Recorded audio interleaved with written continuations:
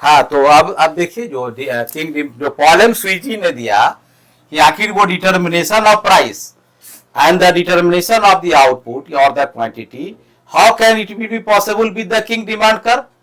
तो इकोनॉमिस्ट ने पूछा तो वो कहा कि this way is the possible whenever the demand is kinked, that point is the rigid point, rigidity point, and at that point the price will be determined. अब वो कैसे बताया, तो कहा कि भाई तो एमआर रेखा कहा गई, मार्जिनल कॉस्ट रेखा कहा गई, तो कहा देखिए मार्जिनल कॉस्ट रेखा कहा गई। उनका कहना था कि जो किंग डिमांड थ्योरी है, एक्चुअल में किंग डिमांड थ्योरी या प्राइस रिजिडिटी थ्योरी, इसमें उन्होंने कहा कि this is the diagram and where the price is determined and the quantity is determined. ठीक है, तो मैंने ओ एक्स पर आउटपुट को ले लिया और ओ वाई पर हमने प्राइस को लिया। ठीक है, तो this is the kinked demand curve, मान लेते हैं इसको और थोड़ा सा टेपर कर दी। ठीक है, तो डी कर्व है। ठीक है, अब क्यों आएगा डी कर्व, देखिए अब यहां से जो है इसके कॉरस्पॉन्डेंस एमआर कर्व आएगी, क्योंकि ये रेखा क्या है, यह रेखा जो है, यह रेखा हमारा क्या है बताइए, ये रेखा क्या है बता सकते हैं कोई। जैसे ये रेखा जो है ये क्या है, डीडी डिमांड कर्व कौन रेखा है, एआर रेखा है, और हाँ प्राइस लाइन रेखा भी है। तो ये डिमांड कर्व रेखा जो है ये हमारा डिमांड कर्व रेखा, एआर रेखा, प्राइस रेखा भी है। तो चूंकि जब एआर हमको मालूम है तो इसके करस्पॉन्डेंस एमआर होगा, तो जो एमआर होगा वह इसको ही फॉलो करेगा, किसको, एआर रेखा को। तो this is the AR curve.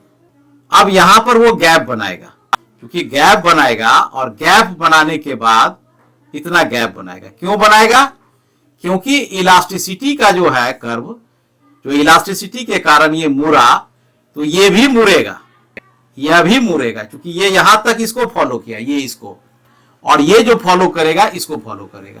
दिशा दोनों का देखिए सेम हो रहा है, और इस फॉलो करने के क्रम में ये दोनों आपस में गैप बना देगा, किंक हो जाएगा, ये गैप करेगा, गैप जनरेट करेगा। ठीक है, इस पॉइंट तक। तो this is the MR curve, ये एमआर कर्व हो गया, एआर के करस्पॉन्डेंस। तो कहा जो मार्केट का जो गोल्डन रूल है उसको कैसे फॉलो करेगा, तो कहा कि जितनी मार्जिनल कॉस्ट रेखा होगी वह सब इसी गैप से गुजर जाएगी। ये MC1 है, इसको थोड़ा और ऊपर लिखते हैं आप लोग के लिए, ये MC2 है और ये MC3 है। ठीक है, यानी कहता है कि मार्जिनल कॉस्ट, ये दोनों गैप का बिंदु है ए बी, कहता है कि मार्जिनल कॉस्ट जो है रेखा जो भी गुजरेगी वह दोनों गैप से, ए बी के गैप से गुजर जाएगी। यानी एमआर का जो एमआर रेखा है, ये एमआर रेखा इसके गैप से गुजर जाएगी। तो हम लोग ये तो लेते हैं प्रोडक्शन लाइन लेते हैं, और इसका यहाँ पर प्राइस लाइन खींच देते हैं, और ये उसकी उत्पादन मात्रा हो गई। अर्थात ओ की उत्पादन मात्रा ओपी कीमत पर बेचा जाएगा। ये एमआर रेखा है जो गैप कर दे। क्यों गैप किया, क्योंकि देखिए आप पढ़ते थे, आप पढ़िए, दिखाते एक छोटा सा अलग फिगर बना के, ये हमारा एआर रेखा था, इसी का करस्पॉन्डेंस एमआर रेखा था, यहां तक तो आप जानते हैं। तो ये जैसे जैसे जा रहा है वैसे वैसे भी आ रहा था, ये जिस गति से जाता है उसे दुगनी गति में मोनोपोली में, और मोनोपोलिस्टिक में, ओलिगोपोली में करस्पॉन्डेंस होता है कि ये जिस गति में जाएगा उसके गति में यह भी चलेगा, लेकिन उससे थोड़ा गैप बना के चलेगा ये। तो वही कहता, तो यहां तक के तक जो है ये एआर रेखा के तक इस तरह आया, तो यह भी डीए तक आया उसी तरह। अब यहां से रास्ता चेंज कर दिया, ये ज्यादा इनइलास्टिक हो गया। तो ये भाग था ईडी ग्रेटर देन 1 और ये वाला भाग है ईटी लेस देन 1, ये वाला भाग। तो कहता है कि जब ये इसको अपनाएगा तो ये भी तो इसको बदल देगा। तो ये जो बदलता है, ये रास्ता जो बदलता है, इलास्टिक से इनइलास्टिक की ओर आता है, तो गैप बन जाती है। तो कहता है कि जितना दोनों में इलास्टिक और इलास्टिक में गैप होगा उतना ही ये गैप ज्यादा बनेगा। अगर ये ज्यादा इलास्टिक होगा, ये कम होगा, तो गैप कम होगा। अगर ये ज्यादा, ये ज्यादा है, ये कम है, ये कम है, ये ज्यादा है, तो गैप ज्यादा होगा। मतलब दोनों के इलास्टिसिटी पर गैप निर्भर करता है। तो मान ले भी गैप बनाया, और पॉल एम स्वीजी का कहना है, पॉल एम स्वीजी का कहना है कि जो भी मार्जिनल कॉस्ट रेखा को, इसको हम लोग काटते थे ना मार्जिनल कॉस्ट को, ऐसे नीचे से यहां कटता था और यहां क्यू होता था और यहां प्राइस होता था। सेम वही कंडीशन है। इनका कहना है कि जो भी गैप है उस गैप से, वर्ग अंतराल से, जो AB का अंतराल है उससे ही मार्जिनल कॉस्ट रेखा गुजरती जाएगी। तो कहता है जब तक अंतराल से मार्जिनल कॉस्ट रेखा गुजरती जाएगी तब तक कीमत रिजिड रहेगा, OP कीमत पर ही बेचता रहेगा। उत्पादक कभी भी कीमत में परिवर्तन नहीं करना चाहेगा। कीमत में परिवर्तन क्यों नहीं करना चाहेगा? क्योंकि उसे डर है अगर कीमत बढ़ाता है तो प्रतिद्वंदी कीमत नहीं बढ़ाएगा, और अगर कीमत घटाता है, अगर ये कीमत बढ़ाता है प्रतिद्वंदी नहीं बढ़ाएगा तो इसका सारा कस्टमर उसके पास चला जाएगा। नंबर 1। नंबर 2, अगर कीमत घटाता है और प्रतिद्वंदी भी इससे ज्यादा कीमत घटा देगा तो इसका फिर कस्टमर उसके पास चला जाएगा, तो इसको हर हाल में लॉस होगा। तो ये डिसाइड करता है कि हम रिजिड रहेंगे, हम जो है रिजिड रहेंगे, हम कीमत को ना बढ़ाएंगे ना घटाएंगे, हम OP पर ही अपने माल को बेचते रहेंगे चाहे कितनों लागत बढ़ जाए। अगर किसी उत्पादक का जब लागत बढ़ जाती है तो कीमत उसे क्या होता है, बढ़ाना पड़ता है या घटाना पड़ता है? बढ़ाना पड़ेगा। जब लागत बढ़ेगा, मान लेते हैं कल तक आप 100 रुपए का लागत लगाते थे या 150 में बेचते थे, और आज लागत ही 150 रुपए हुआ, तो मूल्य 150 रखिएगा कि 200 कीजिएगा? बढ़ाइएगा। और जब लागत घटेगी तो कीमत भी क्या कीजिएगा, घटाइएगा। अब देखिए यहाँ यही पर है, जब लागत MC1 था तो कीमत OP था, उत्पादन OQ था। जब लागत बढ़ के MC2 हो गया तो भी कीमत OP है, उत्पादन भी OQ है। और जब और लागत बढ़ के MC3 हो गया तो भी जो है वो कीमत OP है, OP है। यानी ये साबित करता है कि लाख लागत बढ़ जाए, जब तक वह गैप से, MR के गैप से गुजरता रहेगा, मार्जिनल रेवेन्यू के गैप से गुजरता रहेगा, तब तक उत्पादक अपने कीमत को नहीं बढ़ाएगा, नहीं बढ़ाएगा। अगर बढ़ाएगा तो जो भी कस्टमर उसके पास है वो अभी लूज हो जाएगा, वो अभी चला जाएगा। क्योंकि यहाँ पर 2 कंडीशन है, अगर कीमत बढ़ाता है तो प्रतिद्वंदी नहीं बढ़ाएगा, इसका सारा कस्टमर वहां चला जाएगा, और कीमत अगर घटाता है तो प्रतिद्वंदी इसे ज्यादा घटा देगा, फिर भी इसको लॉस हो जाएगा। यही रीजन है कि किंग डिमांड में प्राइस क्या होती है, रिजिड होती है। प्राइस रिजिड होता है और उत्पादक अपने उत्पादन को पूर्व के कीमत पर ही बेचता रहता है। लेकिन विशेष परिस्थिति में क्या होगा, अगर मांग में वृद्धि हो जाए या लागत में वृद्धि हो जाए तब क्या होगा, एक बार देख लीजिए। अगर लागत बढ़ जाती है तब क्या होगा, अगर आकस्मिक है ना, या अकस्मात, ठीक है, जिसको हम लोग बोलते हैं, क्या बोलते हैं उसको, क्या बोलते हैं इंग्लिश में अकस्मात को, कंटीजेंसी, नहीं मतलब इमरजेंसी, ठीक है। अगर अचानक क्या है, लागत में वृद्धि होती है, जैसे कोविड काल आ गया, विशेष परिस्थिति आ गई, लागत में वृद्धि, हाँ अचानक है ना, मतलब वृद्धि होती है, जैसे कि मतलब विशेष परिस्थिति में। तो चित्र में देख लीजिए क्या होता है, चित्र बनाना सीख लीजिए, ऐसा ही बनाना है, ध्यान रखिएगा, सब स्केल से बनाइएगा। ये हो गया डिमांड कर्व, ये हो गया किंग, ये भी हो गया डिमांड, बराबर AR हो गया, बराबर P हो गया, ये MR हो गया, है ना। तो ये हो गया आपका AB गैप हो गया, ये Q हो गया, और ये यहाँ से प्राइस हो गया, P हो गया, ठीक है। अब इससे लागत गुजरते जा रहा है, ठीक है। अब देखिए, 1 लागत गुजरा, 2 लागत गुजरा, तो MC1 गुजरा, MC2 गुजरा, ठीक है। लेकिन 1 लागत ऐसा है जो अचानक, जैसे कोविड काल में सिलेंडर 50,000 रुपए बिक रहा था, दवाई 20,000 रुपए गोली बिक रही थी, तो क्या था, क्योंकि अचानक हुआ, रातों रात बहुत उत्पादन करना पड़ गया, तो सारे फैक्ट्री ऑक्सीजन बना रहा था, तो उसकी लागत बढ़ रही थी ना। तो अगर लागत बढ़ जाता है अचानक विशेष परिस्थिति में, देखिए यहाँ, तो ये हो जाता है MC3, तब क्या होगा, MR को यहाँ काटेगा, MR को यहाँ काटेगा, और प्राइस यहाँ चला जाएगा P1, और उत्पादन घट के हो जाएगा Q1 हुआ। लेकिन यहाँ पर MR गैप से ही निकल रहा, कहीं काट नहीं रहा, इसीलिए कीमत रिजिड रहता है, समझ गया ना।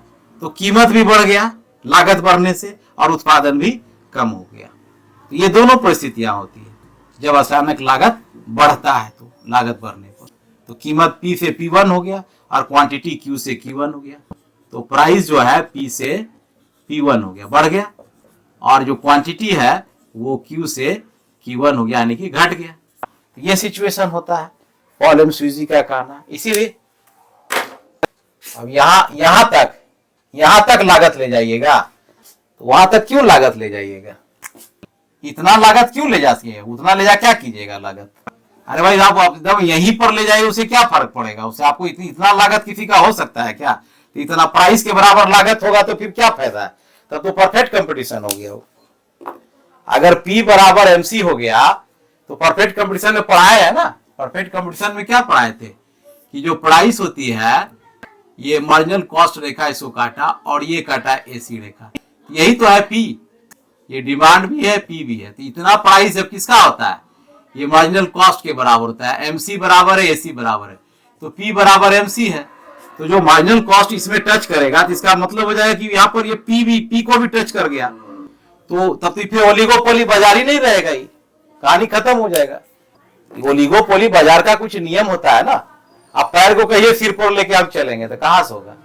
तब तो पैर सिर के बदौलत चलिए, पैर ऊपर रहेगा आपका। कभी भी केक को टच नहीं कर सकता है मार्जिनल कॉस्ट। जब भी रहेगा तो कुछ ना कुछ अंतर रहेगा दोनों में ना।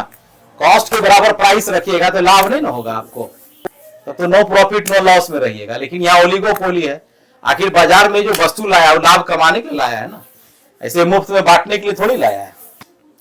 तो इसीलिए ओलिगोपोली बाजार में जब तक इस गैप से सारे कॉस्ट गुजरता रहेगा तब तक प्राइस रिजिड रहेगा। और लेकिन अगर अचानक एक आध बार प्राइस को बढ़ जाती है किसी परिस्थिति में, तो अल्टीमेटली थोड़ा सा कीमत उसे बढ़ाना पड़ता है और क्वांटिटी को कम करना पड़ता है। तो ज्यादा कीमत अगर बढ़ा देगा तो ओलिगोपोली से मोनोपोली हो जाएगा, वो हाई प्राइस पर। ओलिगोपोली से मोनोपोली हो जाएगा हाई प्राइस पर। लेकिन मोनोपोली नहीं होना है, यहाँ ओलिगोपोली है, क्योंकि यहाँ पर कंपटीशन देने वाले फर्म है बाजार में। आप ज्यादा बढ़ाइएगा तो अगला फर्म जो है बढ़ाएगा ही नहीं, आपका प्रतिद्वंदी फर्म, और परिणाम होगा कि आप ज्यादा लाभ कमाने के चक्कर में बर्बाद हो गए। आपका सारा कस्टमर उधर चला गया और वहां खरीदने लगा, अब आप बस हो गया, फिर अल्टीमेटली आपको घटाना पड़ेगा।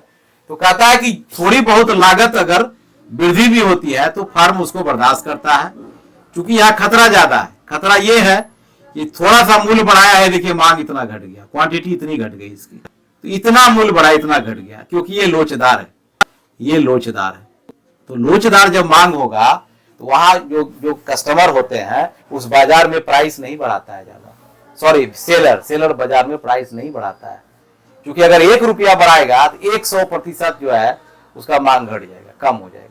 हो सकता है लोग खरीदवे नहीं करें, लोचदार है ना। आज जहां बेलोचदार वह खूब बढ़ाते रहिए, कोई फर्क पड़ने वाला नहीं। तो ये हो गया आपका कीमत, मतलब लागत बढ़ने पर भी मूल्य में अस्थायित्व तो बनी रहती है किंग डिमांड कर्व में। क्लियर?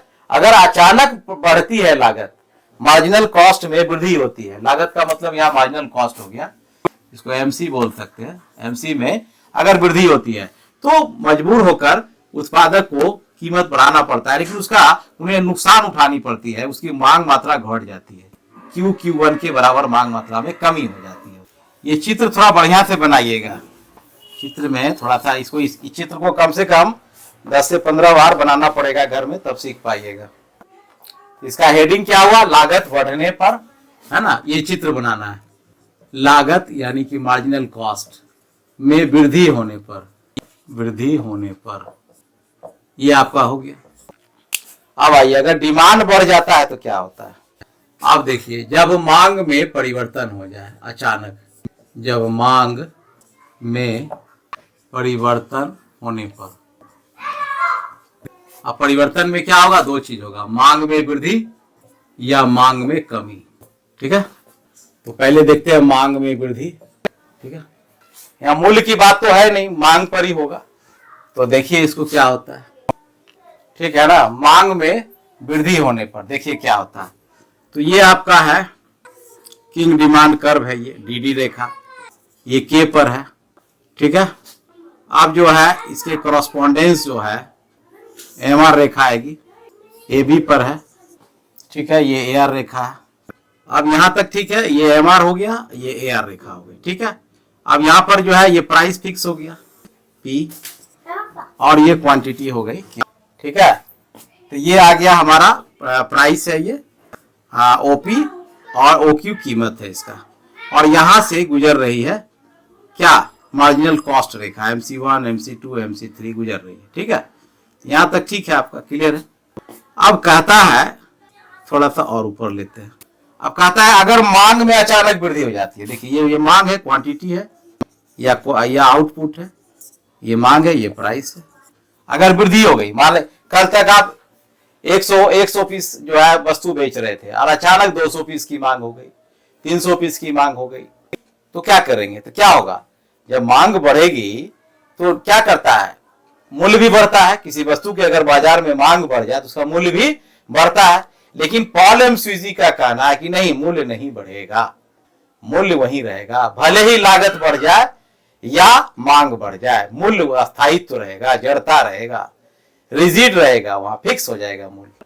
तो कैसे बढ़ेगा? आप देखिए, मांग OQ से बढ़कर मांग मान लेते हैं कि हमारा हो गया OQ1, OQ था ना, अब OQ1 मांग हो गया। जब OQ1 मांग होगा तो आखिर इसको डिमांड कर्व होगा, तो मान लेते हैं यहां से इतना मांग बढ़ गया, इतना मांग बढ़ा, तो इतना जब मांग बढ़ा तो ये जो K' पॉइंट है यहां से इसकी मांग रेखा का, और यहां से किंक हो जाएगा ये। तो ये हो गया, इसका नाम दूसरा दे दीजिए, आप कुछ भी नाम दे दीजिए, इसका नाम दे देते हैं R और S, R K', S, ठीक है। तो देखिए मांग रेखा बन गई, लेकिन अब इसके क्रॉसपोंडेंस भी तो चलेगा ना, इसके क्रॉसपोंडेंस कौन सा चलेगा? MR रेखा चलेगी। तो MR रेखा वह भी गैप बना के जाएगी, वह भी गैप बनाकर जाएगी क्वांटिटी को, अर्थात ये यहां से MR रेखा चलेगी जो इसमें आके मिल जाएगी। थोड़ा सा स्केल से बनाइएगा, टेढ़ा हो जा रहा है। दिस इज द MR रेखा आएगी, और ये MR, तो ये MR1 है, ये MR2 है, ठीक है। तो फिर भी कहता है गैप हो जाएगा, और इसी दोनों गैप से जो यहाँ पर गैप है आपको E और F, इस गैप से सारे मार्जिनल कॉस्ट रेखा गुजर जाएगी, सारे रेखा गुजर जाएगी, जो भी मार्जिनल कॉस्ट रेखा होगा इसी गैप से गुजर जाएगी। अर्थात जब मार्जिनल कॉस्ट बियर कर लिया उत्पादक, हाँ गैप सेम रखिएगा, सेम रखिएगा तब तो गुजरेगी, इसलिए तो हम तो छोटा बड़ा कर लिया, आप नाप लीजिए, स्केल से बनाइए, नाप के सेम कर लीजिए। तो मांग जो है OQ1 से OQ से बढ़कर OQ1 हो गया, लेकिन प्राइस जो है OQ के लिए प्राइस OP ही रहा और OQ1 के लिए प्राइस OP रहा, तो प्राइस रिजिड रहा यहाँ, जबकि मांग में वृद्धि हो गई। इसी नेचर को सेम फॉलो किया, डिमांड कर्व भी चेंज हो गया। ये डिमांड कर्व था DKD, ये डिमांड कर्व हो गया RK', MR कर्व था इसका, है ना, ये था DA, इसका MR कर्व हो गया RE, गैप था AB, यहां भी गैप हो गया EB, ये यह MR कर्व था BMR1, यहां था FMR2 हो गया। तो सारा चीज यहां हो गया। तो आप देखिएगा, तो जो पहला ओल्ड है, ओल्ड डिमांड कर्व, वो क्या है हमारा DKD है, DKD, ठीक है। और ओल्ड जो है MR कर्व है, MR कर्व क्या है? MR कर्व है DABMR, DABMR1, ये है। अब जो है न्यू डिमांड कर्व क्या हो गया? न्यू डिमांड कर्व, देखिए न्यू डिमांड कर्व हो गया RK', RK' हो गया। और न्यू जो है MR कर्व क्या हो गया? MR कर्व वह हो गया, देखिए यहाँ REFMR2, REFMR2। गैप दोनों का क्या हो गया? गैप बिटवीन MR1 तो है वह AB है, और इसका गैप बिटवीन MR2 क्या है? वह है EF है। ये दोनों से मार्जिनल कॉस्ट MC1 तथा MC2 गुजरती है। लेकिन प्राइस क्या होता है? लेकिन प्राइस यानी P बराबर क्या है? OP क्या है? फिक्स्ड है, फिक्स्ड है। मात्रा बढ़ रही है, फिक्स बढ़ रहा है, लागत भी बढ़ रही है, घट रही है, फिर भी प्राइस फिक्स है। एंगल किंक, यहाँ किंक इसके सामने रखना है, इसके सामने रखना है, इसलिए तो पहले हम ये रेखा खींच लिए थे। स्केल रखिएगा तो अपने आप हो जाएगा, पहले किंक बना लीजिए और फिर मिला दीजिए। चित्र खींचने का तरीका बता दो, बहुत बच्चा गलत बनाता है ये।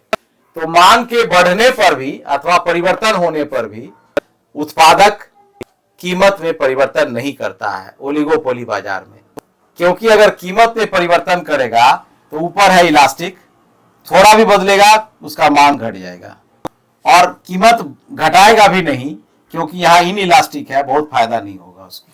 तो this is the kinked demand theory. Of the Paul M Sweezy. Paul M Sweezy के द्वारा दिया गया किंग डिमांड थ्योरी का सिद्धांत है ये।